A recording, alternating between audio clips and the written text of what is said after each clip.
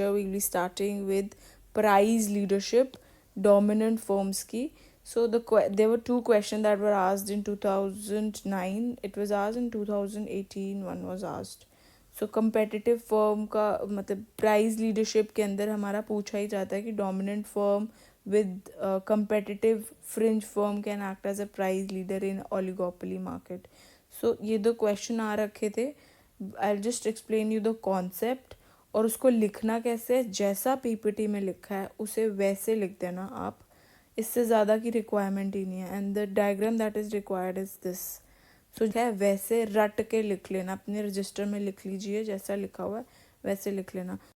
सो dominant firm price leadership के अंदर in this model इसके अंदर अज्यूम किया जाता है एक बड़ी फर्म होती है, एक छोटी फर्म होती है. बड़ी फर्म को बोलते हैं डोमिनेंट फर्म, छोटी फर्म को बोलते हैं फ्रिंज फर्म या स्मॉल फर्म. ठीक है. बड़ा क्यों बोलते हैं इसको? क्योंकि उसका मार्केट शेयर ज़्यादा है. लार्ज फर्म है उसको डोमिनेंट इसलिए बोल रहे हैं क्योंकि उसका कंसिडरेबल मार्केट शेयर है.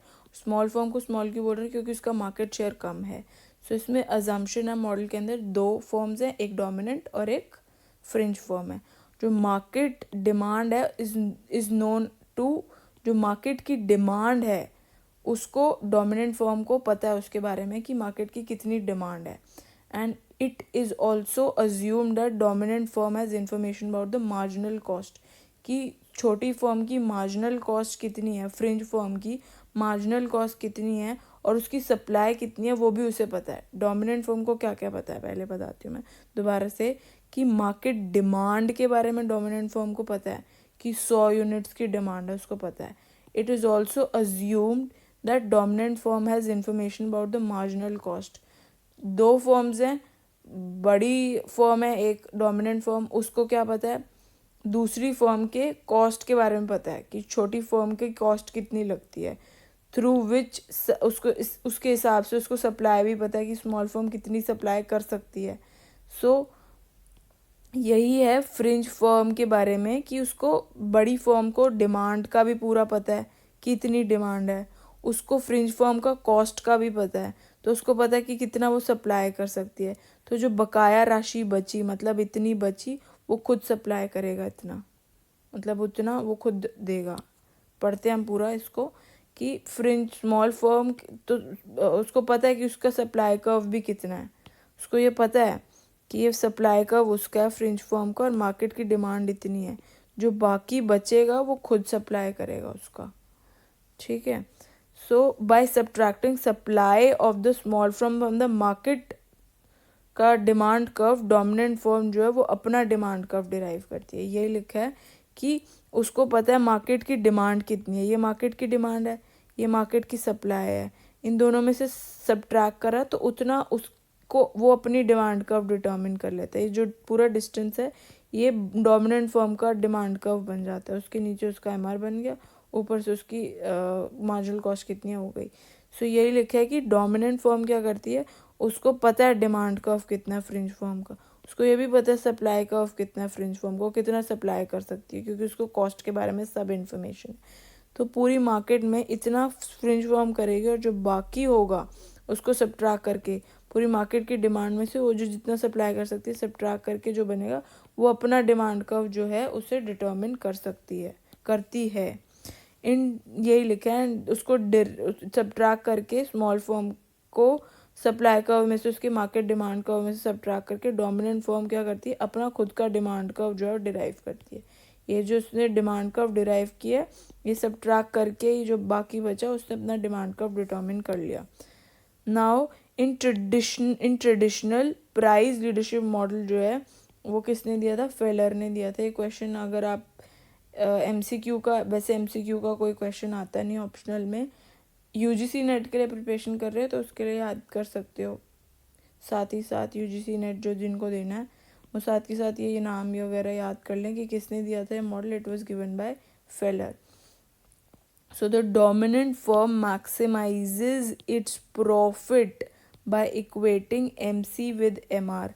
तो जो डोमिनेंट फर्म है वो क्या, डोमिनेंट फर्म जो है वो मैक्सिमाइज करेगी अपने प्रॉफिट.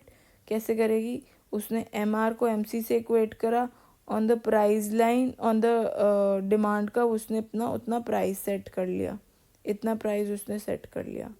ठीक है.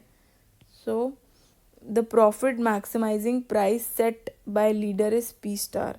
ये जो पी स्टार है ये उसका प्रॉफिट मैक्सिमाइजिंग प्राइस है जो कि वो सेट करेगी dominant firm, and at that price small firm जो है सप्लाई करेगी quantity according to it supply का, और उसी प्राइस पे ही जो छोटी फर्म है वो सप्लाई करेगी quantity according to it supply curve, अपने सप्लाई कर्व के ऊपर। ऑल्सो हमें ये नोट करना चाहिए, in order to maximise profit leader जो है मस्ट इंश्योर, अगर उसको also in order to maximise profit, अगर उसको अपना प्रॉफिट मैक्सिमाइज करना है तो लीडर मस्ट इंश्योर कि follower not only accept the price, कि फॉलोअर इस प्राइस को ना केवल एक्सेप्ट करे उस प्राइस को, but also produce right quantity, और उसी के हिसाब से वो क्वांटिटी भी प्रोड्यूस करे। अगर फ्रिंज फर्म ने कुछ छेड़खानी करी तो इसका प्रॉफिट मैक्सिमाइजिंग प्राइस हिलेगा और प्रॉफिट इसका मैक्सिमाइज नहीं होएगा। सो यही लिखा है कि इन ऑर्डर दैट कि वो प्रॉफिट अगर उसको मैक्सिमाइज करना है, लीडर मस्ट इंश्योर, उसको ये भी देखना चाहिए कि follower not only accept the price, वो ना केवल प्राइस एक्सेप्ट करे बट ऑल्सो प्रोड्यूस वो वाली क्वांटिटी जहाँ पर उसका प्रॉफिट मैक्सिमाइज हो जाए। It means that if there is no sharing of market agreement, अगर मार्केट शेयर अग्रीमेंट नहीं शेयर होगा then small firm may produce less. अगर वो अग्रीमेंट शेयर नहीं होता, दोनों फर्म में से कोई अग्रीमेंट फ्रिंज फर्म अगर नहीं कर रही, देन स्मॉल फर्म में प्रोड्यूस लेस, वो कम प्रोड्यूस करेगी आउटपुट, एंड मोर आउटपुट, ज़्यादा भी कर सकती है कम भी कर सकती है, and therefore forces leader to deviate from the profit maximising price. तो फिर उस केस में ये प्रॉफिट मैक्सिमाइजिंग प्राइस जो है डेविएट हो सकता है, नीचे भी हो सकता है ऊपर भी हो सकता है।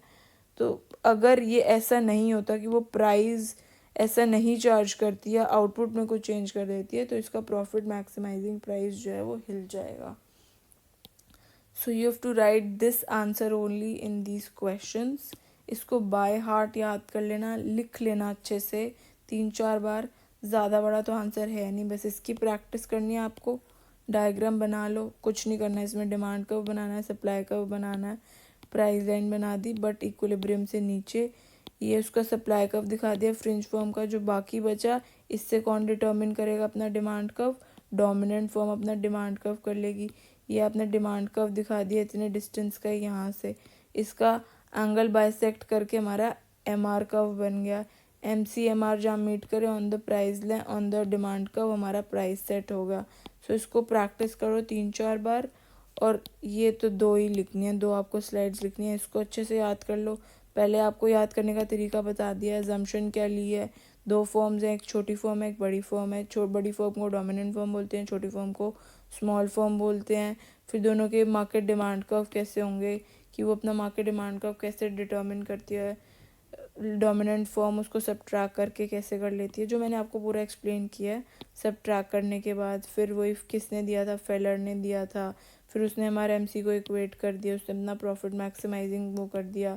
फिर उसके बाद आपने पी स्टार के बारे में लिख दिया कि यहाँ पर उसका प्रॉफिट मैक्सिमाइज होगा, अगर डेविएट होगा कुछ ऐसा होगा तो उसका प्रॉफिट मैक्सिमाइज नहीं हो पाएगा। 3-4 चीज़ें हैं, बस पॉइंट्स याद कर लो। यहाँ पे पॉइंट अजम्पशन का लिख लो एक, कि अजम्पशन क्या है। फिर उसके बाद फेलर ने ये दिया था, ये वाला पॉइंट सब्ट्रैक्शन का है। ये वाले पॉइंट में हमने देख लिया कि डोमिनेंट फॉर्म कैसे अपना डिमांड कर्व लेती है फ्रॉम द फ्रिंज फॉर्म। फिर उसके बाद डेविएशन का पी स्टार का लिख दिया, फिर डेविएट करेगा तो क्या होगा। कितने पॉइंट्स हो गए, 1 2 3 4 5 6 पॉइंट्स हैं, इसको बस रट के लिख लो, कुछ है ही नहीं इसमें। सो या थैंक्स फॉर वॉचिंग।